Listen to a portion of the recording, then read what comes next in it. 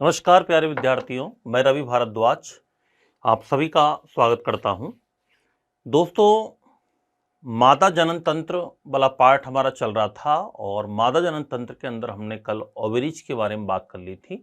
अगला जो पार्ट आता है हमारा, उसका नाम है अंडवाहिनी।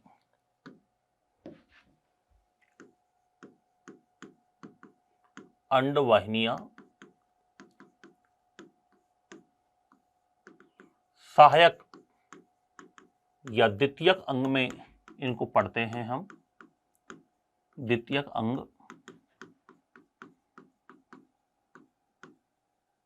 Secondary organ. अंडवाहिनियां जिनको फैलोपियन ट्यूब के नाम से जाना जाता है, आप देख पा रहे हैं आपके सामने मादा जनन तंत्र का डायग्राम है। लास्ट क्लास में भी मैंने पूरा समझा दिया था, पूरा नामकरण किया था, फिर से डायग्राम लिया है। ये वाला जो पार्ट है ना दोस्तों, ये अंडवाहिनी है, फैलोपियन ट्यूब है। इसका ये वाला जो पार्ट है, इसको तो कहते हैं इनफंडीबुलम। क्या कहा जाता है इसको? इनफंडीबुलम, या इसको कहते हैं कीपक। बीच वाला पार्ट है एम्पुला और लास्ट वाला भाग है इसका इस्थमस। इन तीनों पार्ट से मिलकर के क्या बनी होती है? अंडवाहिनी बनी होती है। कीपक में आप जो देख पा रहे हो, ये झालर जैसी जो स्ट्रक्चर हैं, इनको कहा जाता है फिम्बरी। क्या कहा जाता है इनको? फिम्बरी कहा जाता है। इनको झालर कहा जाता है, जो कि ओवम को पकड़ती है। ये अंडाशय हैं, ओवरीज हैं, ये लिगामेंट्स हैं, ये यूट्रस गर्भाशय है, ये योनि वाला पार्ट है। अभी अपन पहले अंडवाहिनी की बात करते हैं, फैलोपियन ट्यूब की बात करते हैं। इसको डिंब वाहिनी के नाम से भी जाना जाता है। किस नाम से जाना जाता है? डिंब वाहिनी के नाम से भी इसको जाना जाता है। अगर हम बात करें कि अंडवाहिनियों की संख्या कितनी होती है, तो इनकी संख्या की बात करें तो इनकी संख्या होती है दोस्तों 2। प्रत्येक ओवरी से, प्रत्येक अंडाशय से लगभग 10 से 12 सेंटीमीटर लंबी एक कुंडलित स्ट्रक्चर निकलती है, जिसको क्या कहा जाता है? अंडवाहिनी या फैलोपियन ट्यूब कहते हैं। तो इनकी लेंथ की बात करें तो इनकी लेंथ लगभग 10 से 12 सेंटीमीटर होती है। संख्या में 2 होती हैं, याद रखना। और डिंबवाहिनी या फैलोपियन ट्यूब की यदि अपन बात करें तो ये नलिका अपनी ओर के अंडाशय से गर्भाशय तक फैली रहती है। अपनी ओर के ओवरी से यूट्रस तक फैली रहती है। यूट्रस तक फैली रहती है। अपनी ओर की ओवरी से, याद रखना, यूट्रस तक फैली रहती है। यहां से ओवरी से लगा के और यूट्रस तक का जो पार्ट है वो क्या है? फैलोपियन ट्यूब है। अंडाशय की ओर वाला भाग इसका कीपनुमा होता है, जिसे इनफंडीबुलम या कीपक कहते हैं। क्या कहते हैं? कीपक कहते हैं। तो टोटल इसके 3 पार्ट्स हैं। पहला पार्ट जो है उसका नाम है कीपक, जिसको इनफंडीबुलम कहा जाता है। दूसरा पार्ट है तुम्बिका, जिसको एम्पूला कहते हैं। और तीसरा पार्ट है दोस्तों इसका, जिसको इस्थमस के नाम से भी जाना जाता है। सबसे पहला पार्ट जो है इसका वो है कीपक, या जिसको इनफंडीबुलम कहते हैं। क्या कहते हैं इसको? इनफंडीबुलम के नाम से जाना जाता है। कीपनुमा स्ट्रक्चर में होता है। कैसा होता है? कीपनुमा स्ट्रक्चर में होता है। अंडाशय की ओर वाला भाग होता है, ये अंडाशय की ओर वाला भाग होता है। अंडाशय ओवरी की ओर वाला भाग है। अंडाशय की ओर वाला भाग है ये, और ये कीपनुमा होता है। कैसा होता है? कीपनुमा होता है, फनल शेप्ड होता है। कीपनुमा होता है, फनल शेप्ड होता है। इसकी आंतरिक सतह पर फिम्बरी पाई जाती है। क्या पाई जाती है? फिम्बरी पाई जाती है, याद रखना। और फिम्बरी क्या काम करती है? अंडाणु को पकड़ने का काम करती है। तो कीपनुमा फनल शेप्ड भाग होता है। इसके किनारे पर उंगलियों के समान जो झालरदार संरचना पाई जाती है। इसके किनारे पर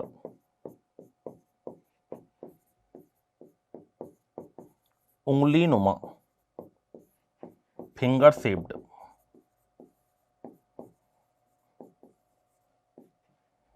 स्ट्रक्चर, उंगली नुमा जो स्ट्रक्चर पाई जाती हैं उनको कहा जाता है फिम्बरी। क्या कहा जाता है? फिम्बरी कहते हैं, या इनको झालर कहा जाता है। ये फिम्बरी क्या काम करती हैं याद रखना, फिम्बरी जो होती हैं वो ओवम को पकड़ करके आगे धकेलने का काम करती हैं। फंक्शन ऑफ फिम्बरी, ओवम को पकड़कर आगे धकेलने का कार्य करती हैं। ओवम को पकड़कर आगे धकेलने का काम कौन करती है? फिम्बरी करती हैं। ये जो इसका कीपनुमा भाग होता है ना अंदर वाला, इसको कहते हैं ऑस्टियम। कीपनुमा जो भाग होता है अंदर वाला इन्फंडिबुलम का, वो भाग क्या कहलाता है? ऑस्टियम कहलाता है। तो कीप का छिद्रनुमा भाग, कीप का जो छिद्रनुमा भाग है उसको क्या कहते हैं? ऑस्टियम कहते हैं। कीप का छिद्रनुमा भाग क्या कहलाता है? ऑस्टियम कहलाता है। ये जो अंडवाहिनी होती है फैलोपियन ट्यूब, इसकी बॉल सिलिएटेड एपिथेलियम टिश्यू की बनी होती है, पक्षमाभी उपकला ऊतकों की बनी होती है। अपन बात करें जो फैलोपियन ट्यूब बॉल जो होती है या अंडवाहिनी की भित्ति की बात करें तो ये किसकी बनी होती है? पक्षमाभी उपकला ऊतकों की बनी होती है। पक्षमाभी उपकला ऊतकों से निर्मित होती है। सिलिएटेड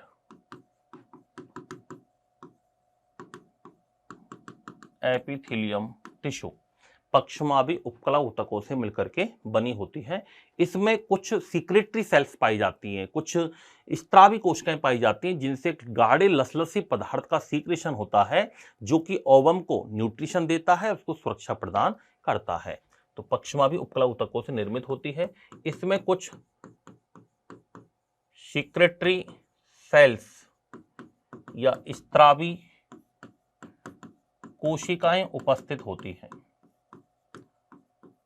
सीक्रेटरी सेल्स उपस्थित होती हैं, इनसे गाढ़े लसलसे पदार्थ का सीक्रेशन होता है।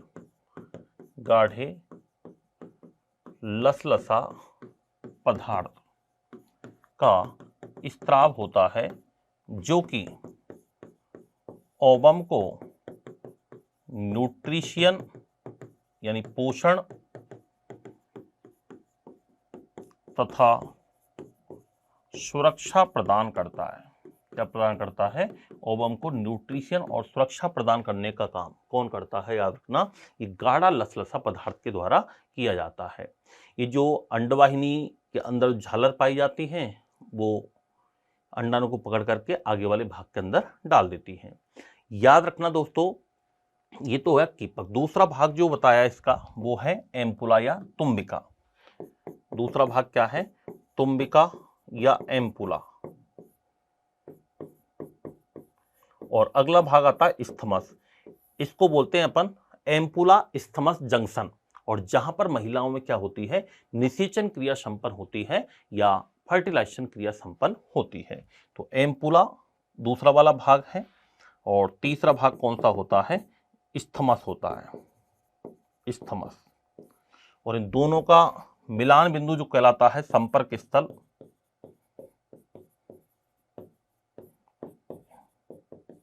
इसको मिड पॉइंट कह सकते हैं, जिसको कहा जाता है एम्पुला इस्थमस जंक्शन। एम्पुला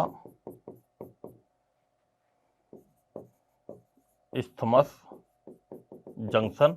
और एम्पुला इस्थमस जंक्शन पर ही महिलाओं में कौन सी क्रिया होती है? निषेचन क्रिया संपन्न होती है।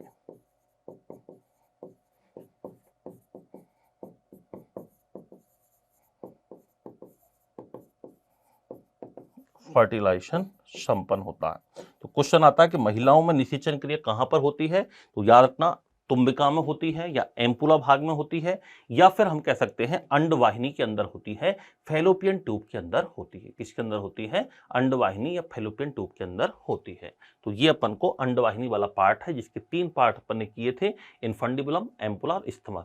इस्थमस एंड वाला पार्ट होता है जो कि अंडवाहिनी किससे जुड़ी रहती है? गर्भाशय से। इस्थमस के द्वारा जो अंडवाहिनी है वो यूट्रस से जुड़ी रहती है। इस्थमस के द्वारा अंडवाहिनी किससे जुड़ी रहती है? यूट्रस से जुड़ी हुई रहती है। अगला जो पार्ट आता है हमारा, वो आता है गर्भाशय। ये भी एक सहायक या द्वितीयक जनन अंग के रूप में जाना जाता है। इसको बच्चेदानी भी कहते हैं, या इसको बुम्ब के नाम से भी जाना जाता है। यूट्रस कह सकते हैं, बच्चेदानी कहा जा सकता है। जैसा कि इसमें हम देख पा रहे हैं, ये वाला पार्ट गर्भाशय का है, यूट्रस का है। ये पूरा पार्ट जो है, ये सारा पार्ट यूट्रस है। इसमें टोटल 3 लेयर पाई जाती हैं। एक तरीके से ये मान लो 3 लेयर मैंने बना दिए यहाँ पर।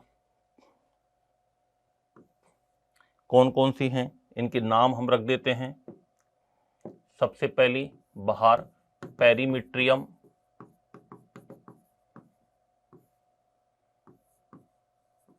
मायोमीट्रियम, और लास्ट वाली जो है उसको कहा जाता है एंड्रोमिट्रियम। क्या कहते हैं? एंड्रोमिट्रियम कहते हैं। पेरीमीट्रियम सबसे बाहर वाली परत है। ये जो जोड़े रहते हैं इनको लीगामेंट्स कहा जाता है। ये लीगामेंट्स वाला पार्ट है। उल्टी नाशपाती, इन्वर्टेड पियर शेप्ड स्ट्रक्चर होती है, नाशपाती के समान खोखला अंग है। 3 स्नायु, 1, 2 और 1 लीगामेंट्स और होता है। 3 लीगामेंट्स के द्वारा जुड़ा हुआ रहता है। इसका डायमीटर लगभग 7.5 × 5 × 2.5 सेंटीमीटर होता है। ऊपर से 7.5 सेंटीमीटर चौड़ा होता है, फिर थोड़ा नीचे बीच में 5 सेंटीमीटर और एंड में थोड़ा सकरा होता जाता है। 2 सेंटीमीटर चौड़ाई इसकी लगभग होती है। गर्भाशय की जो भित्ति होती है थोड़ी मोटी होती है, पेशीय होती है, मस्कुलर होती है, 3 लेयर से मिलकर के बनी होती है, पेरीमीट्रियम, मायोमीट्रियम एंड एंडोमीट्रियम। और भ्रूण का जो रोपण होता है, इम्प्लांटेशन जो होता है एम्ब्रियो का, वो कहाँ पर होता है? याद रखना, एंडोमीट्रियम पर होता है। कहाँ पर होता है? एंडोमीट्रियम पर होता है। तो सबसे पहले अपन बात करें उल्टी नाशपाती के समान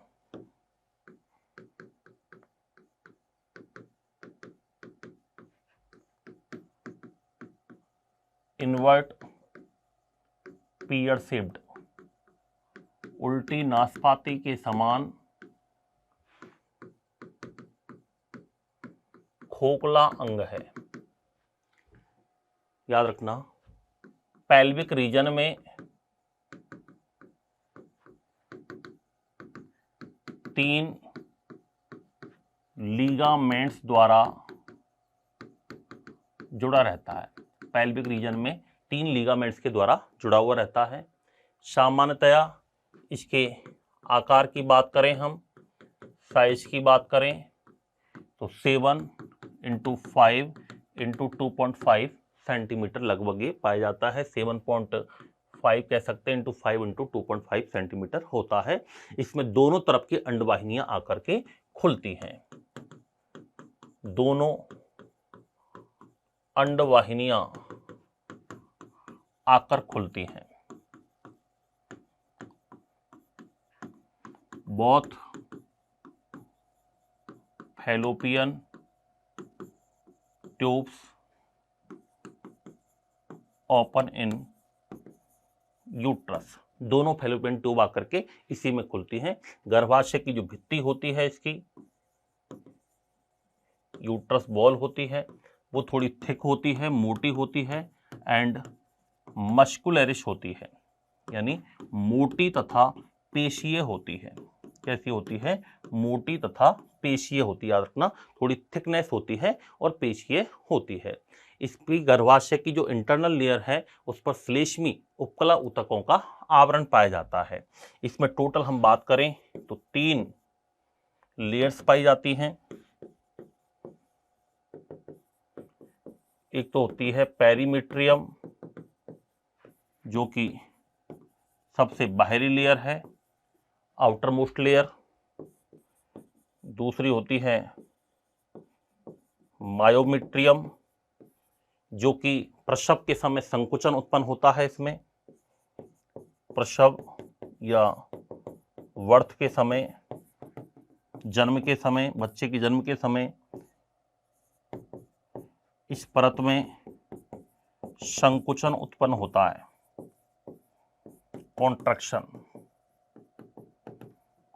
कॉन्ट्रैक्शन उत्पन्न होता है जो कि जन्म में सहायक होती है, बर्थ में सहायक होती है। हालांकि इसमें ऑक्सीटोसिन हार्मोन यहां पर सहायक होता है। और तीसरी है एंडोमेट्रियम। और एंडोमेट्रियम जो होता है ये श्लेष्मी उपकला ऊतकों का बना होता है। इसका जो आवरण है वो श्लेष्मी उपकला ऊतक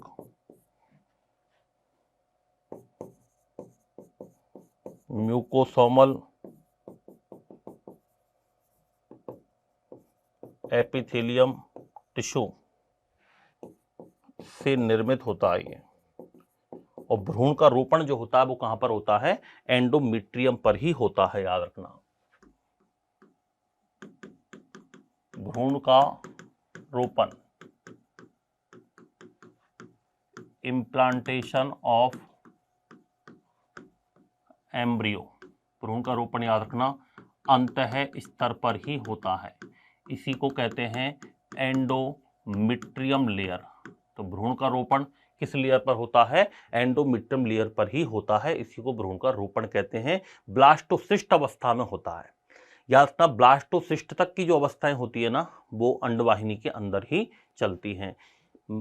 अभी आगे अपन पढ़ेंगे पूरी प्रसव की अवस्थाएं, अपन बात करते हैं पूरा डेवलपमेंट कैसे होता है। तो सबसे पहले युग्मक बनते हैं, युग्मनज बनता है, युग्मनज से फिर उसमें वृद्धि होती है, मोरूला बनता है, मोरूला के बाद उसमें ब्लास्टोसिस्ट बनती है। ब्लास्टोसिस्ट तक की जो चीजें होती हैं वो याद रखना अंडवाहिनी के अंदर ही संपन्न होती हैं।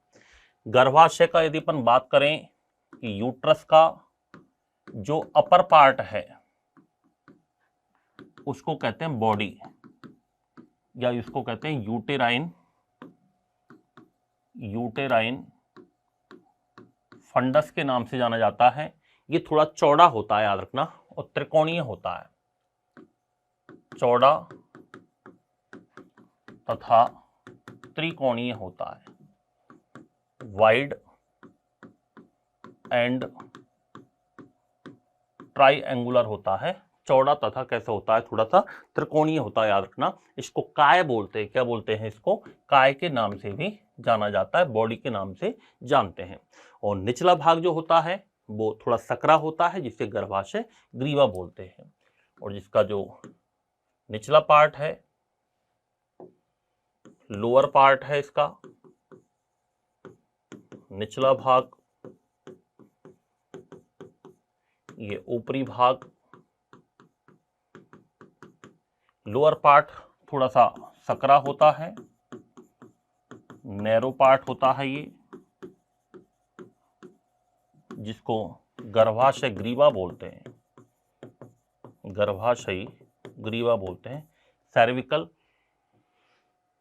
ग्रीवा के नाम से इसको जाना जाता है, सर्विक्स के नाम से इसको जाना जाता है, गर्भाशय ग्रीवा के नाम से इसको जानते हैं। और गर्भाशय ग्रीवा आगे जाकर के एक पतली लचीली पेश की संरचना बनाती है जिसको योनि कहा जाता है, वेजाइना कहा जाता है। जब निषेचन हो जाता है, फर्टिलाइजेशन हो जाता है, तो जो एम्ब्रियो बनता है वो अपरा या प्लेसेंटा के द्वारा गर्भाशय की दीवार से क्या हो जाता है? संलग्न हो जाता है। निषेचन यानी फर्टिलाइजेशन के पश्चात जो एम्ब्रियो है, भ्रूण है, वो एंडोमेट्रियम लेयर पर जाकर जुड़ जाता है। इसी को भ्रूण का रोपण कहते हैं। इसे भ्रूण का रोपण कहते हैं। और भ्रूण का रोपण याद रखना ब्लास्टोसिस्ट अवस्था में होता है, ब्लास्टोसिस्ट अवस्था में होता है, इसे भ्रूण का रोपण कहते हैं। तथा शिशु का विकास भी कहां पर होता है, भ्रूण का विकास भी कहां पर होता है, गर्भाशय में होता है। भ्रूण का विकास, डेवलपमेंट ऑफ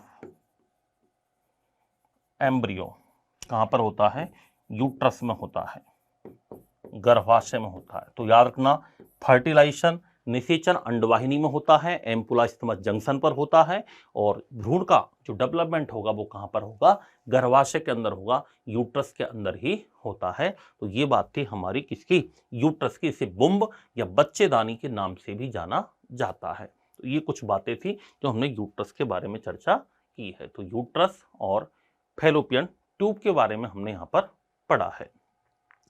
तो ये यूट्रस की इस प्रकार से स्ट्रक्चर होती है। 3 लेयर होती है, पेरीमेट्रियम, मायोमेट्रियम, एंडोमेट्रियम। अंतिम भाग इसका थोड़ा सकरा होता है, इसी को अपन कहते हैं गर्भाशय ग्रीवा, गर्भाशय ग्रीवा। और गर्भाशय ग्रीवा, वेजाइना, ये दोनों मिलकर के बर्थ कैनाल बनाती हैं, जन्म नाल का निर्माण करती हैं। तो चलिए इसके बाद की चर्चा अपन नेक्स्ट क्लास के अंदर करते हैं। Thank you.